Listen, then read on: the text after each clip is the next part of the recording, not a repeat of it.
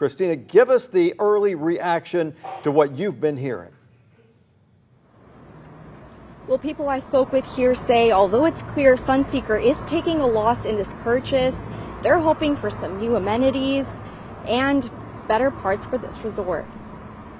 I don't see a downside to that. It's better than having it go out of business. There is a shortage of boat slip space here, and the marina would make it a destination for people that boat up and down the west coast of Florida. They'd stop, spend the night at the marina, and use the restaurant, use the casino. The Sunseeker Resort Charlotte Harbor is on its way to getting a new owner. After being open for a little over a year, Allegiant Air is looking to sell, and they have a buyer. Blackstone Real Estate is willing to pay $200 million for the local resort, a far cry from the $700 million Allegiant put into it. But locals here tell me they'd like to see it stay, with a few upgrades, like a marina, casino, and free parking. They say in order for the resort to thrive, the company needs to make up for the lack of beachfront, a key draw for most Florida resorts. And I reached out to Blackstone for their vision of this resort, but they directed me to their website. They're planning on closing later this year, but we'll keep you updated as we learn more about this deal and what it could mean for Charlotte County. For now, I'm live outside Sunseeker Resort. Christina Pop, Wink News.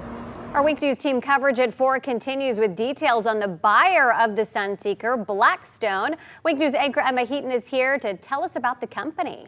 Amanda, Blackstone owns well-known brands like Ancestry and Bumble, but it's also heavily involved in Florida's real estate market with significant investments across hospitality, industrial, and residential sectors. This article from September of last year by Tool Realty notes that Blackstone was one of the major investors to sell off a portfolio of properties in areas like Miami Beach, Surfside, and Sunny Isles. And this article from Global Miami Magazine, dated May of last year, reports that Blackstone began expanding to Miami before the pandemic, giving the firm a first mover advantage